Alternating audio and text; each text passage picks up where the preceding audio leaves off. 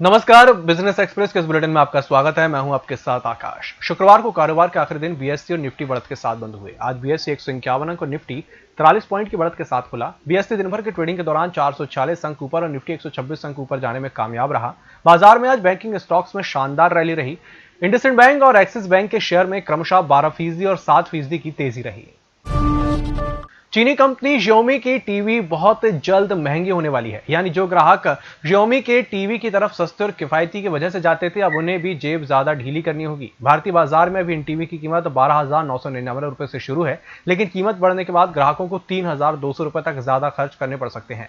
Display panel की कीमतों में बढ़ोतरी का असर भारतीय बाजार पर भी होगा, जिसके चलते यहां मिलने वाली टीवी भी महंगी हो जाएंगी। हालांकि डिस्प्ले पैनल के महंगे होने से Xiaomi के साथ दूसरी चीनी कंपनियों के टीवी की कीमतों में भी इजाफा हो सकता है। और grocery delivery platform milk basket ने अपना कारोबार रिलायंस इंडस्ट्रीज लिमिटेड या पेटीएम मॉल को बेचने संबंधी रिपोर्ट्स को नकार दिया है।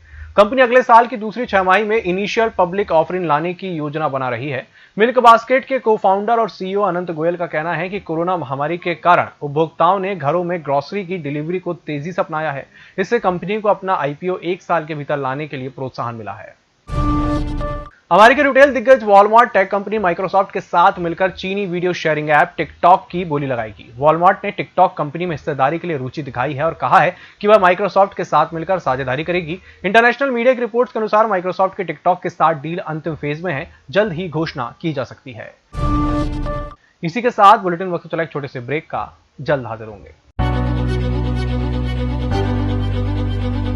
नागपुर की सुविधाएं अब छिंदवाड़ा में। शहर के सबसे आधुनिक dental clinic dedicated implant facility के साथ Chaturvedi dental clinic, doctor Rahul Chaturvedi MDS, fix दांत एवं बत्तीसी लगाने के स्पेशलिस्ट। क्लिनिक में उपलब्ध सुविधाएं: दांतों की सड़न का इलाज, लैमिनेट द्वारा दांतों का सौंदर्यीकरण, आड़े टेढ़े दांतों को ठीक करना, स्माइल डिजाइनिंग, फिक्स बत्तीसी, dental implant, cast partial denture, root canal treatment, fix cap एवं ब्रिज, निकलने लगाने वाली बत्तीसी। समय सुबह 11 बजे से रात्रि 9 बजे तक, सोमवार से रविवार। स्थान पोला ग्राउंड, पांडे नर्सिंग होम के सामने, छिंदवाड़ा। मोबाइल नंबर 9755496232 और 8839315742। सत्ता के गलियारों से गांव की गलियों तक, देखिए हर खबर अपने मोबाइल पर। डाउनलोड कीजिए ईएमएस न्यूज ऐप। ब्रेक के बाद एक बार फिर से आपका स्वागत है और बढ़ते हैं अगली खबर की ओर। रेटिंग एजेंसी इंक्रा का अनुमान है कि कोविड-19 महामारी के कारण वित्त वर्ष 2021 में आवासीय प्रॉपर्टी की बिक्री में 40 से 60% तक की गिरावट आ सकती है। यह गिरावट पूरी तरह से तैयार और अंडर कंस्ट्रक्शन दोनों तरह की आवासीय प्रॉपर्टी में रहेगी। इंक्रा का कहना है कि रियल एस्टेट सेक्टर में ओवरऑल डिमांड कम होने का जोखिम बढ़ गया है। चालू वित्त वर्ष की पहली तिमाही में न्यू सेल्स और कलेक्शन में गिरावट से इसका संकेत मिलता है। कोरोना महामारी का खतरा अभी टला नहीं है। भले ही संक्रमित लोगों की रिकवरी रेट बेहतर हो रही हो, लेकिन सुरक्षा अभी भी जरूरी है। इसी को ध्यान में रखते हुए साउथ कोरियन कंपनी एलजी ने portable air purifier face mask launch कर दिए हैं। एलजी के इस फेस मास्क की खास बात यह है कि इसमें उन फिल्टर का इस्तेमाल किया गया है जो होम एयर प्यूरिफायर में होते हैं।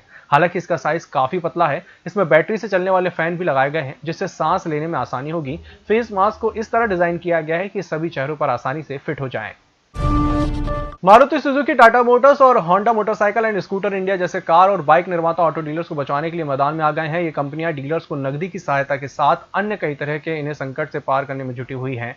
ऐसा इसलिए क्योंकि हाल ही में काफी सारे डीलर्स की रोजी रोटी बंद हो गई है। अब तक 300 ऑटो डीलर्स अपनी दुकानें बंद कर दी हैं। मार्च में लॉकडाउन के बाद पहली बार अप्रैल में ऑटो की रिटेल बिक्री शून्य पर आ गई थी। डीलर्स पहले से ही परेशान थे, ऊपर से लॉकडाउन ने उनकी कमर तोड़ दी। कोरोना वायरस महामारी के कारण मेटल और मिनरल खनन क्षेत्र में कारोबार करने वाली कंपनी एनएमडीसी का शुद्ध लाभ अप्रैल जून तिमाही में घटकर करीब आधा रह गया। वह इंफ्रास्ट्रक्चर क्षेत्र की कंपनी जीएमआर इंफ्रा का घाटा इस दौरान दोगुने से ज्यादा बढ़ गया। एनएमडीसी सरकारी कंपनी है तो जीएमआर इंफ्रा निजी क्षेत्र की कंपनी है। निजी क्षेत्र की विमान सेवा कंपनी विस्तारा ने दिल्ली से लंदन के बीच अपनी नॉन स्टॉप उड़ान शुरू कर दी है। टाटा ग्रुप और सिंगापुर एयरलाइंस की इस जॉइंट वेंचर कंपनी ने विमान बोइंग 7879 ड्रीम लाइनर से साथ आज दिल्ली से लंदन के लिए उड़ान भरी। विमान भारतीय समय अनुसार तड़के 2:15 पर दिल्ली से उड़ा और ब्रिटेन के समय के मुताबिक सुबह 6:55 पर लंदन के हीथ्रो हवाई अड्डे पर उतरा। और इसी के साथ मुझे दीजिए इजाजत। नमस्कार।